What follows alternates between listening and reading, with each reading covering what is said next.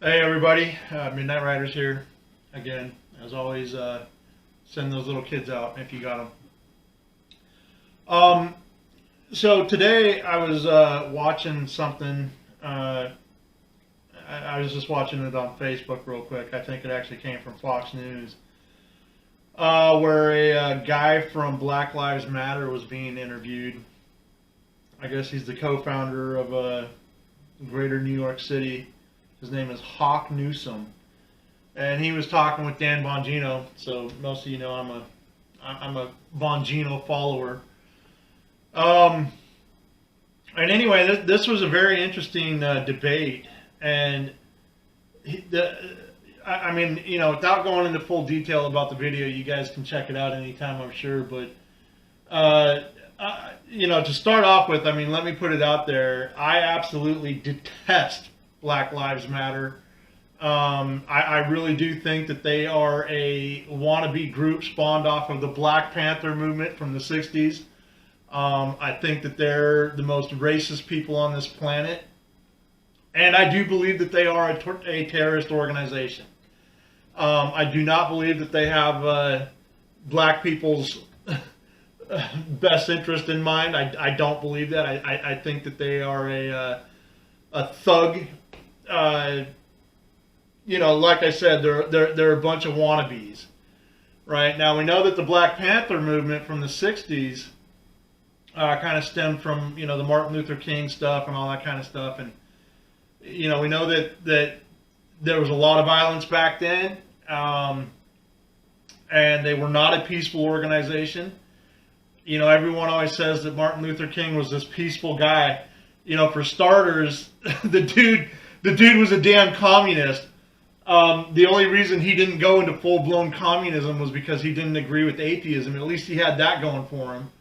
But, you know, Martin Luther King, first of all, they don't even know that he was an actual doctor. They don't even know if that was even his real name. Okay? But I digress. Martin Luther King was kind of the, you know, I mean, he believed in things like reparations. He believed in, you know, just all kinds of stuff that really set the tone for mass violence. And even though everyone always says that he was a peaceful guy, he incited plenty of violence.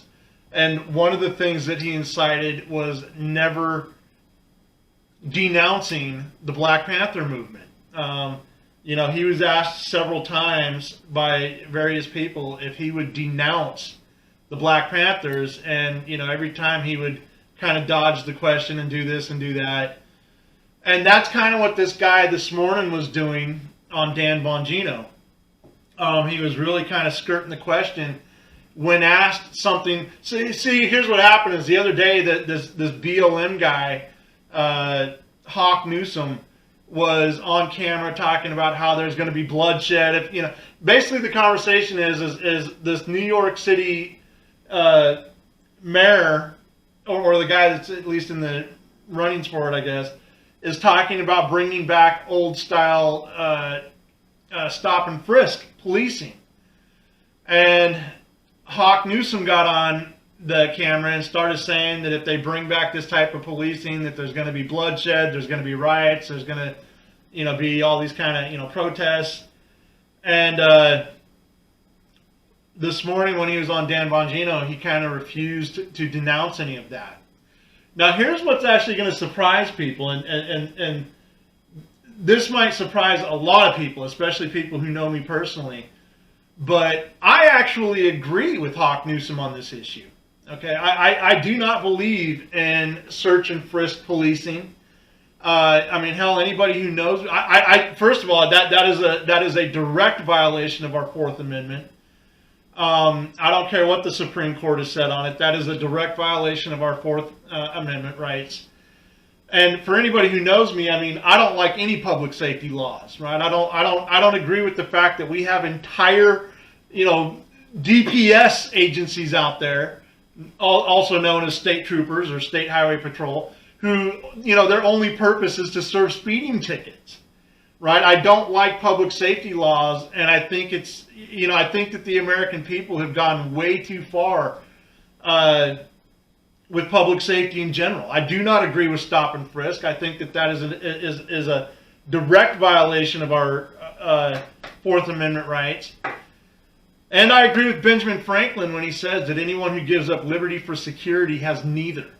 This seems to be a key principle that, you know, so-called conservatives have forgotten about, right? They all want bigger police units and more police. And, you know, I did an episode not too long ago about how America is basically turning into a police state because of the amount of law enforcement and, you know, just our judicial system in general. It's a joke. It's an absolute joke. It's designed to make money. It's not designed to protect people. And I do not believe that stop and frisk really serves the public that well. I think that Hawk Newsom is a pretty smart guy. I mean, just listening to him, you know, I don't think that he's a dumb person at all. But what I do think is I do think that he's been raised in this, you know, this white shaming America that believes that black people have had so many injustices done to them, and, you know, and I'll get into a little bit more of that in the end. Today's video is really, I want to talk about the difference between racial versus racist. I think that there are two words in the English language that have gotten our society into more trouble than any other words out there. And the first word is equality, and the second word is racist. And here's the thing. There's a lot of things out there that people should be talking about that they are not talking about because they are afraid to be labeled as a racist when all the conversation really is racial.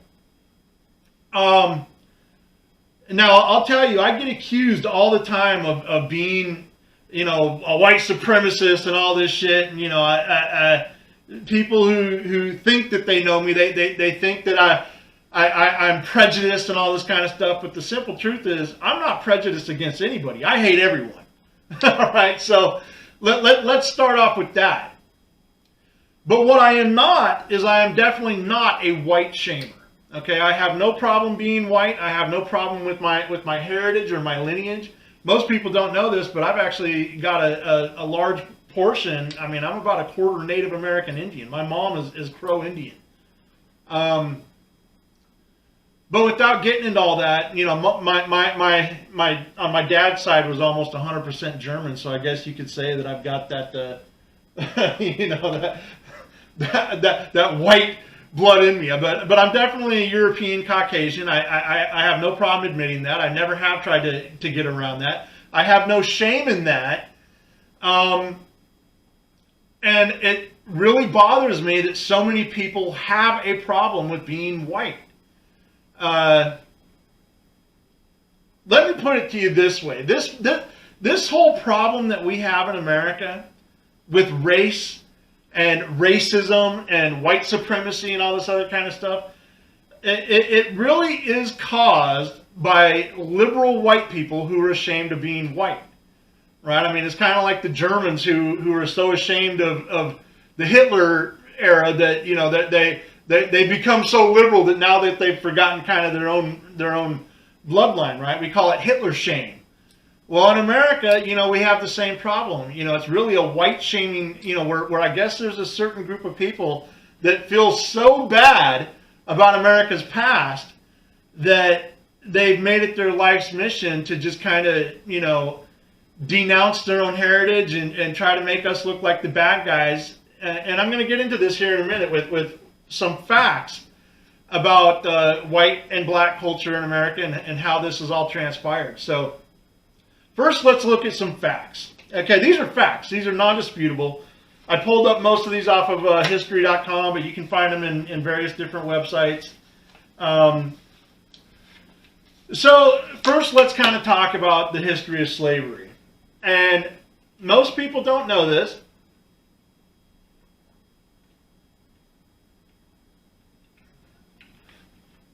But the first slave owner in America was actually a black man.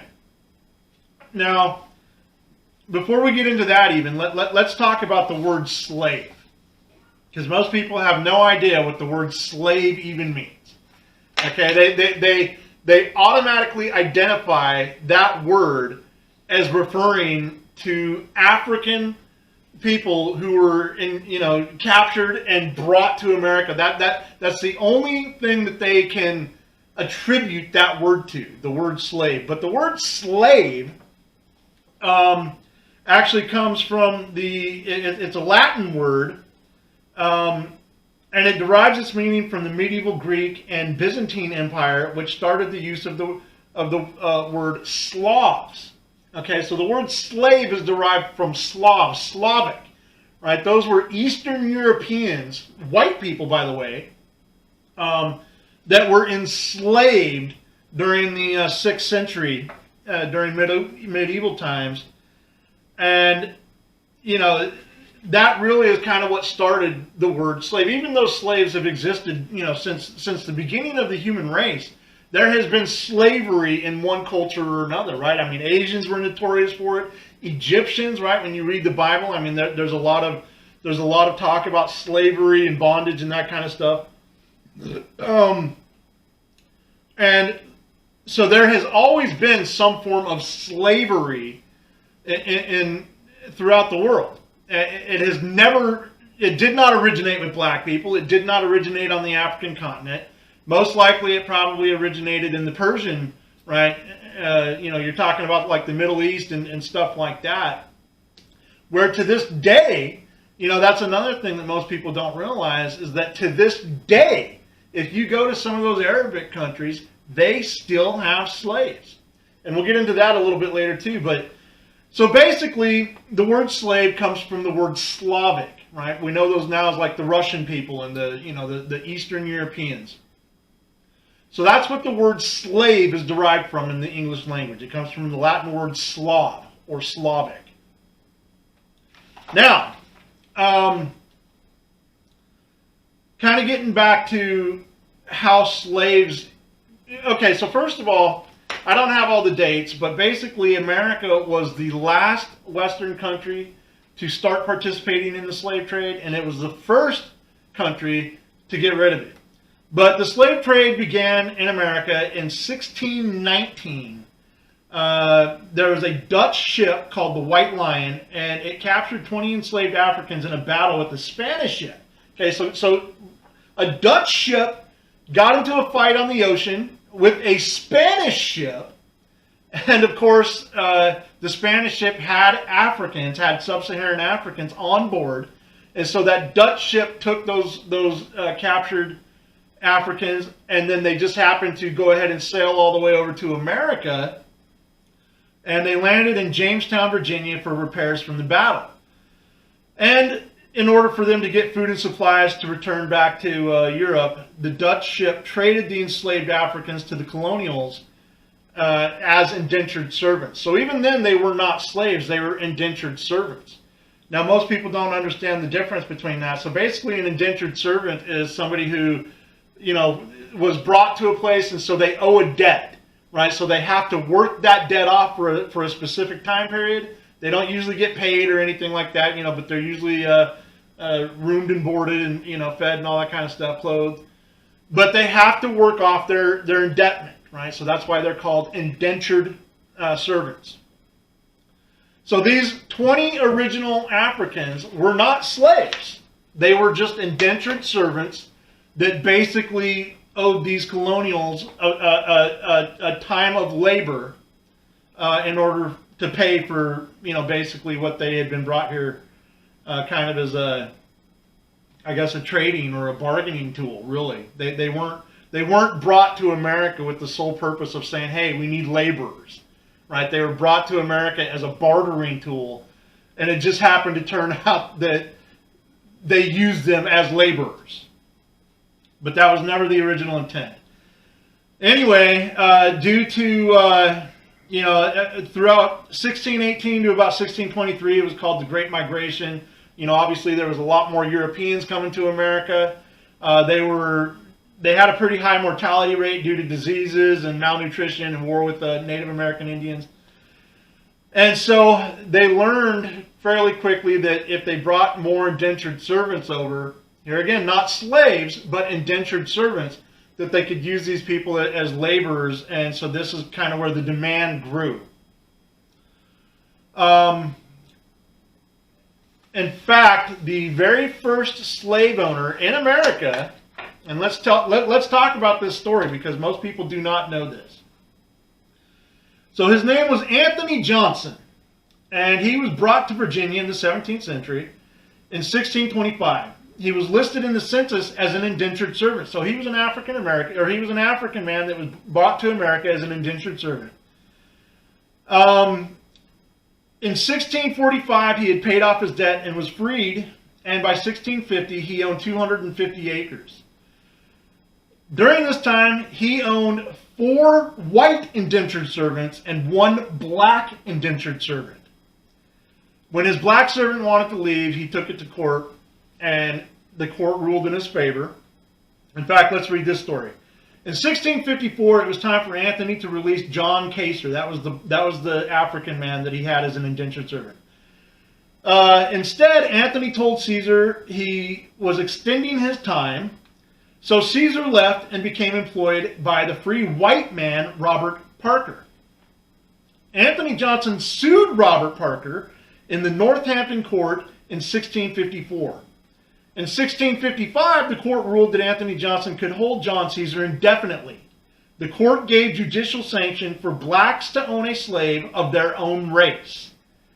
And therefore, Caesar became the first permanent slave, and Johnson the first permanent slave owner. So right there, the very first person in America to own a slave was a black man. It was not a white man. I wish that they taught this in history class, because this whole narrative plays an important part in the way that our entire society has been formed up until nowadays. If more people knew this, so let's look at a couple of other facts. Okay, here's number one. Everybody thinks that white Americans were sailing over to Africa and entering the interior of Africa into sub-Saharan Africa, specifically on the Ivory Coast and places like this, right, Nigeria and stuff like this. People think that white Americans were going to these places, you know, like a team of special forces or something, and going in nighttime and raiding these villages and capturing these black people and then bringing them back to America. And that is absolutely 100% false. Okay, the slave trade was being done out of North Africa. Now, for all of you people who don't understand geography, Africa is not all black. Okay, in fact, if you look at places like Israel and Egypt and Algeria, you know, all those northern countries, they were really part of the Ottoman Empire, and they're all inhabited by Arab people. They're now obviously, you know, when we look at history and we look at things like the Moors and people like that, then we know, you know, there was definitely influctuations of black people going up through the northern countries. But for the most part, those northern countries are Arabic. They're not black. Now, remember when I talked a little bit earlier about how Muslim countries still use black people as slaves to this day? Well, that's because they're all coming out of those North African countries. They're coming out of Algeria. They're coming out of Tunisia.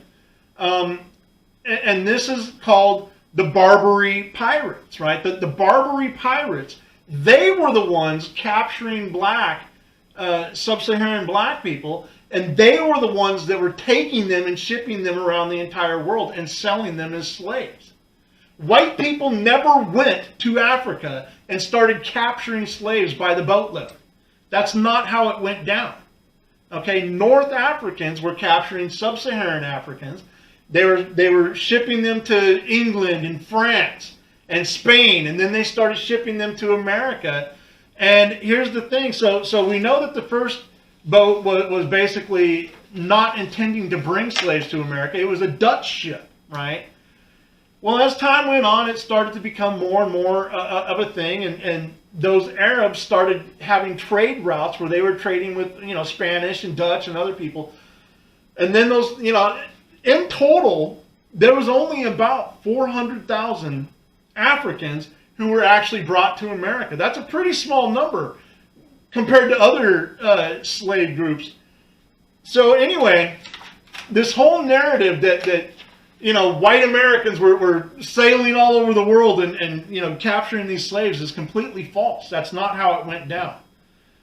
And then by the time that, after the American Revolution and stuff like this, let's see here, we got, okay, so in 1777, right, obviously we know that America, we started the Revolutionary War in 1775, right? That's when the Declaration of Independence was signed. So in 1777, Vermont, which was not yet a state, but they were the very first territory in America to completely abolish slavery. By 1780, Pennsylvania completely abolished slavery. By 1781, the New York legislature voted to free slaves who fought with the rebels during the Revolutionary War. And then in 1787 came the Northwest Ordinance.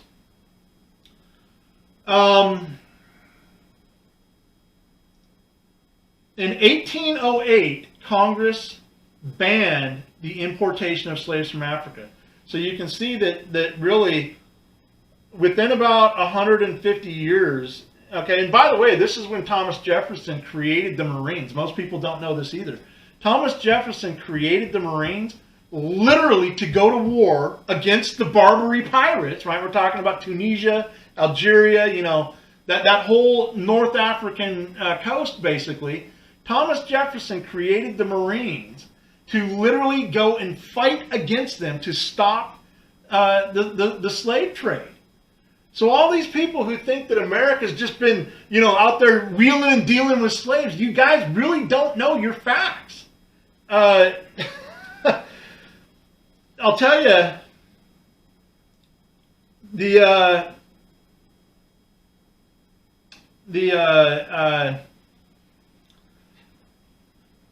this whole conversation is just, I don't know why people are afraid to talk about it. I really don't know why this is not being taught in history class, the actual real truth. But I mean, let's look at a few things. Because I'm about to get into a completely different controversial subject. So most of the people who were traded into slavery from Africa, most of those people were either prisoners of some sort, or they were deemed as less than quality people within their societies, right? It was their own people. It was black people who were giving them to the North Africans, right? And here again, there was a lot of capturing going on, but there was a huge percentage of black people who would not have probably lived for much longer if they wouldn't have been traded into the slave trade, right? Their own people probably would have killed them for, crimes like robbery and rape and all that kind of stuff. So here again, now am I trying to justify slavery? Absolutely not. But what I'm saying is that those people didn't have much better choices. At least by coming to America, at least they had food, and at least they had a roof over their head. I'm not saying that's a good thing, and I'm not trying to validate it, because believe me, I think that slavery is absolutely wrong. But the alternative for them would not have been any better.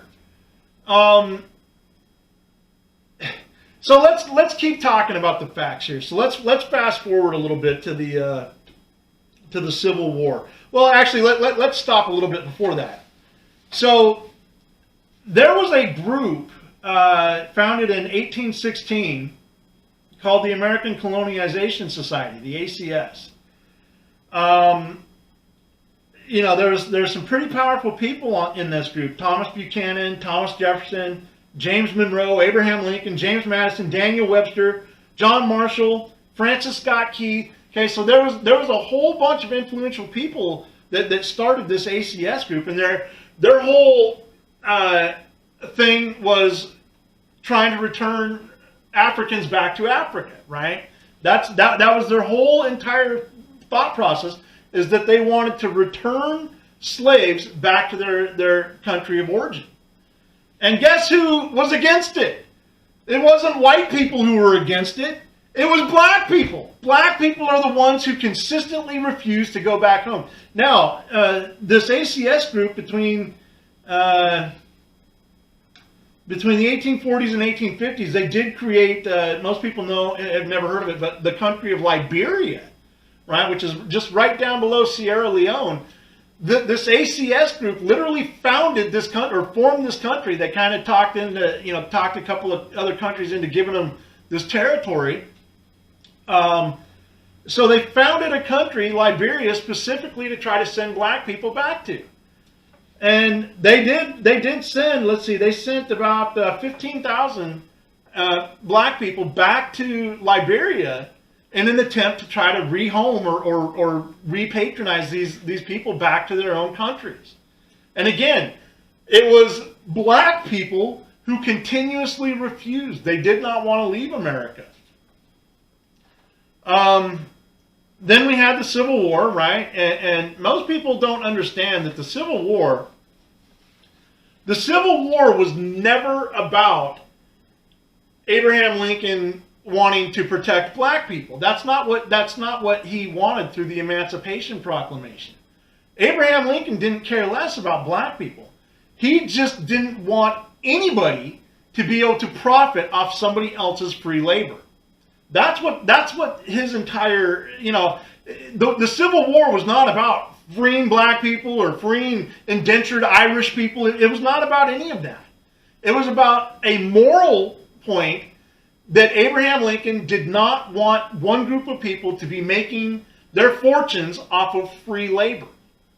And, I think a lot of people are confused about this, but here's what happens at the end of the day. At the end of the day, you had one group of people known as the Confederates who believed in using slave labor to make their money. And then you had another group of people, which was the Union, who didn't believe in that. Now, during the Civil War, it was not black people who stood up and rebelled. Sure, there was a couple of small rebellions, throughout the early 1800s and stuff. But by and large, black people were not the ones that stood up and rebelled. In fact, it took 360,000 dead Union people standing up to try to free them in their absence of not being able to do it themselves.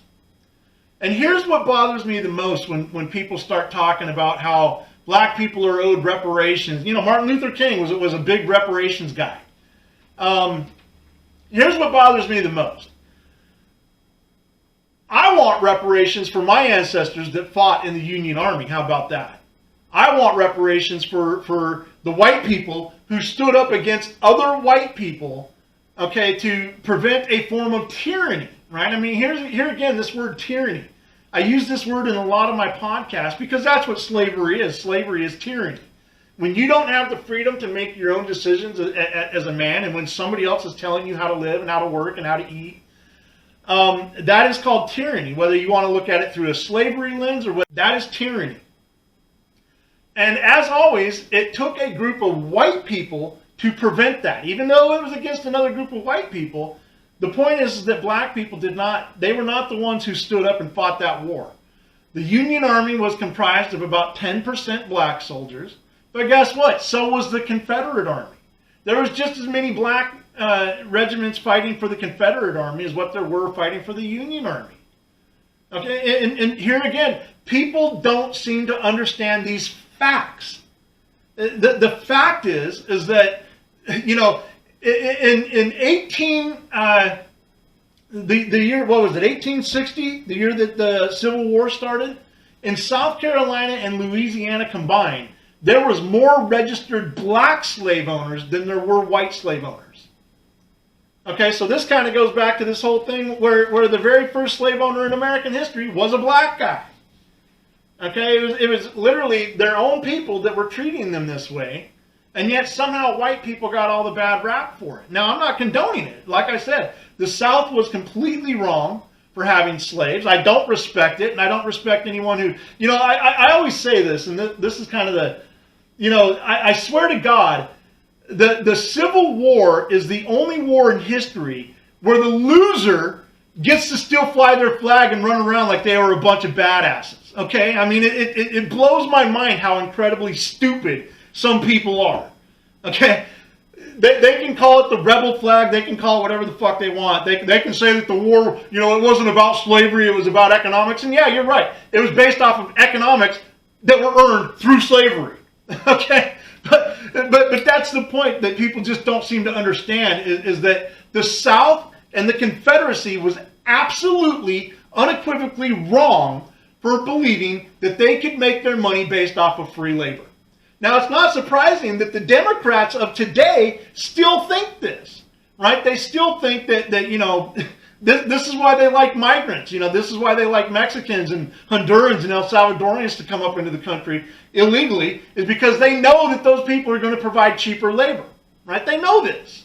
That's the only reason. They know that they're going to provide votes, and they know that they're going to provide cheaper labor. It's always amazing. I'm in the construction industry, and it's always amazing every time I see a general contractor out there that's got a whole bunch of Mexicans working for him. I can always tell that that dude's a Democrat. Always, 100% of the time. Now, I use a lot of subcontractors where it's Mexican crews, but I'm paying them the same wages that I would pay anybody else. It's just that those are the only ones I can find. But when I see these general contractors out here, or these farmers, or anybody else that has 100 illegal Mexicans working for, and that's another thing, is I e-verify all of my subcontractors that I use. But when I see all these other guys out there using illegal labor, you know damn good and well that they're only paying these guys $3 or $4 an hour. That is a Democrat mentality that has existed since the Civil War. That is people trying to profit off of free or cheap labor, right? And that's what the Civil War was about. You had one group of people who didn't believe in that theory. They believed that, you know, like in the Bible, you know, that a man should be rewarded by the fruits of his labor, right? And these people who don't understand this, you know, like I said, the Civil War has got to be the only war in the history of the world where the loser gets to go out and fly their fucking flag like they're some kind of, you know, rebel badasses. And it just makes me think how fucking stupid people really are. Think of this. This would be like if Germany was still allowed to fly the fucking swastika around, right? They got their asses kicked. As far as I'm concerned, Germany should be speaking English. But I digress. It just goes to show you how uneducated and uninformed people really are. But the topic of this is not how stupid ass, you know, dumb fucking white rednecks are. The topic of this is how PC our society has become and why we're so wrong for being like this. So the Civil War, you know, we could look at people like Harriet Tubman, right? Harriet Tubman, now here's something. It says that Harriet Tubman rescued 300 slaves in 10 years with 19 trips. That's an absolute myth. Okay, historians actually know for a fact that Harriet Tubman only rescued 70 people within 13 trips, and they were all family and friends. Okay, another myth is that Harriet Tubman had a $40,000 bail or a $40,000 bond. That's absolute crap, man. Do you know how much $40,000 was back then? You know, I mean, that'd be like $2 fucking million now. The truth is that Harriet Tubman only had a $100 bond. Now, I'm not trying to take anything away from Harriet Tubman. She did very good things. She was an integral part in you know, a couple of different missions that were led by the Union during the Civil War. And she did have a bounty on her head. I mean, there's no doubt about that. So she put herself in danger. And, you know, she deserves all credit. But when you hear all these myths, like she captured or she rescued 1,000 people or 300 people, her quote, she said this. She said, I freed 1,000 slaves, and I could have freed 1,000 more if only they knew that they were slaves. Okay, so right there, that should tell you that the average person from the South was, you know, the average black person that was a slave at that time, they actually had a better life than what they would have had if they would have stayed in Africa. I'm not trying to validate it. I'm just saying facts are facts. Okay, and I'm not trying to say that the Confederate people were good people by housing these slaves either. I'm just saying that conditions could have been worse. And here's what people tend to forget. If those people would not have been brought to America, then the black people who are here now would have never had the opportunity that they have. Never.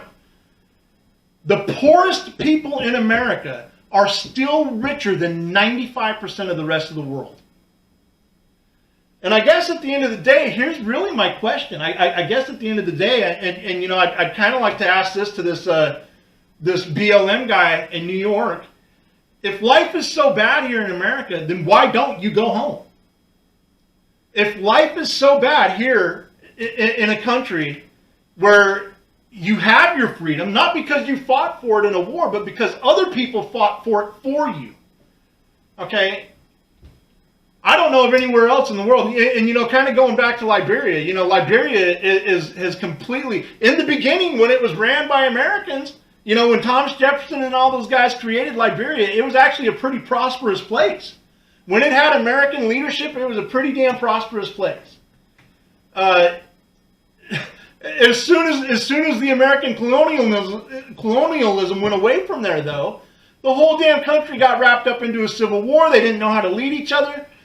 And so here again, even sending black people back home, and y'all still weren't able to make it. So I'm just curious, if it's so bad here, why are you still here? If it is so bad in America, and if you're so mistreated, and if the world just sucks, you know, to where you've got to have protests and looting and you know, riots, if it's so bad, why don't you go back home? And I'm not asking you this as a racist question. I'm asking you this as a racial statement. There's a big difference. I don't hate any black people. I don't want any black people to be hurt. But I also don't want my people to be hurt either. I also don't want white people to feel threatened by going to a mall or by driving their damn car down the road. Okay? Because that's what this shit is turning into. The Black Panther movement of the 60s was violent, and now this BLM movement of today is violent. And the worst part about it is that it's ran by a bunch of fucking white liberals. Man, you can't make this shit up. Okay? So y'all want to talk about racism and this and that. Man, you're the most racist motherfuckers out there. All of you think that it's okay for you to hate white people, but the minute that a white person even raises a question, all of a sudden we're racist. And that's absolute bullshit, man. You people need to start learning the fucking facts. And when I say you people, I mean you fucking leftists. Okay? Not black people, because I know plenty of good conservative black people. Okay? People like Alan West running for governor in Texas. People like Ben Carson. Right? I know plenty of good black people who are outstanding citizens and who actually appreciate what the American dream has given them. They're not trying to become victims. They're not trying to make excuses. They're living life to the fullest of their ability. And that's what I would recommend for every black person to start doing. Because I'm telling you, you have more opportunity here in America than you've ever had in any other country. To include countries in Africa. Right? If you think that you're discriminated against here, try going to Nigeria and see how well that shit works out for you. And that's going to be with your own race of people. See how they treat you. It's not going to be fun. It's not going to be fun. I actually agree with Hawk Newsom. I do not believe that stop and frisk policing is appropriate. Anytime somebody gives up liberty for security, you have neither.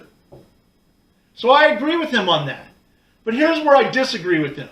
If he really cares about black people, then why isn't he in South Chicago fighting to keep 50 people a weekend from dying? If he really cares about black people, then why isn't he in places like Atlanta and New Orleans and Memphis? Why isn't he in those places cleaning up the streets? Why doesn't he have nonprofit organizations like BLM going around and teaching kids how to do things like be entrepreneurs? Okay, he's talking about having all these schools set up in New York so that kids can learn job skills. Man, fuck that. He says that poverty creates crime. And that's not true. That is absolutely not true. That is simply an excuse. That is a victimhood mentality that gives people an excuse to act stupid. Poverty doesn't create crime. Okay? No morals creates crime. Fatherless homes create crime. Okay, if Hawk Newsom wants to help the black community, then why isn't he going around trying to preach to all these young men to start being role models to their kids and start being in their children's lives instead of out dealing drugs? If anybody gets caught dealing drugs, they go to jail. Now, I've already done an episode on the hoax of marijuana. Okay, I'm not saying that I agree with the drug laws, but everybody has to follow those laws. Those laws are not enforced any harder on black people than they are on white people. And trust me, I know from experience. All you black people who say that cops show white people favoritism, that is absolute bullshit. Cops are afraid to be harder on black people than they are on white people. Okay, you all want to jump up and riot and cry every time somebody gets shot by a white cop. Man, that's terrible. And if that cop does it on purpose, then that cop is going to go to jail. But for y'all to sit there and riot and destroy property that doesn't belong to you, every one of you should be locked up in jail too. Every single one of you who does that. Okay, we're following this Kyle Rittenhouse trial, right? So people are saying that he didn't have the right to defend his own damn property. I'm telling you, every black person who goes out there and burns down somebody's business or burns down somebody's car or burns down anything, y'all should be put in damn jail. But people are so afraid to even go against, they're afraid to say anything about it because they don't want to be called a racist. And this is absolute bullshit. If you want to stop the racial divide, then you've got to stop acting like fucking stupid asses, dumbass shitheads who can't fucking think enough to say, damn, maybe we shouldn't be burning down other people's businesses. Seriously, you perpetuate the stereotype by acting the way that you do. And I don't know why so many people are afraid to say that, but this is the absolute fact. If you want to know the facts about American black history, we can talk about those facts all day long because you have been taught a false narrative. You have been taught a false narrative. Think in your minds. Do you honestly think that black slavery in America was worse than the Trail of Tears? Man, nobody made you fucking walk 2,000 miles from Florida to Oklahoma. Nobody ever made you do that, did they? Here's the thing. Sooner or later, and look, I'm not blaming this on black people. I'm actually blaming this on white people. White people are the ones who have generated this narrative. White people are the ones who have allowed this narrative to happen. America is a predominantly white country. Okay, so when we've got 17% of the country dictating what the rest of the country is able to say or do, I'd have to put the blame on the majority population for allowing it. Okay, white people are the ones to blame for this because you've all turned into a bunch of fucking white-shaming shitheads. You're allowing bad behavior. You are enabling bad behavior all because of your own fucking guilt that you weren't even a part of. That's what's so stupid about it. You weren't even a part of it. So anyway, listen, this discussion, I wish that I could talk to a black person about this. I really do. And this discussion right here, it may be the most important talk that I've ever had anywhere. And I'm sure that I wasn't even able to articulate everything that I want or everything that's on my mind. I'm so tired of this subject, man. I'm so tired of seeing where black people can be as racist as they want, but if a white person even tries to call it out, all of a sudden we're the racists and we're having our businesses burned down. Man, I shouldn't have to worry about driving through parts of Atlanta, worried about being shot or worried about being fucking strung up just because I'm white. I've never owned a slave. My family actually fought to free slaves. And even though I live in Georgia now, I'm not originally from Georgia. I'm a northerner.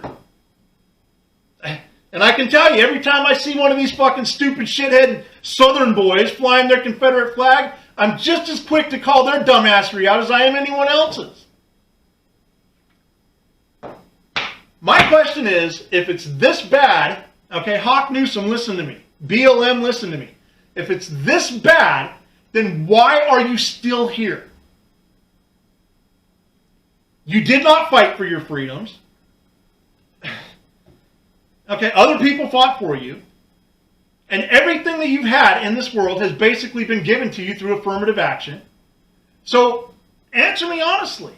If it's so damn bad here, why are you still here?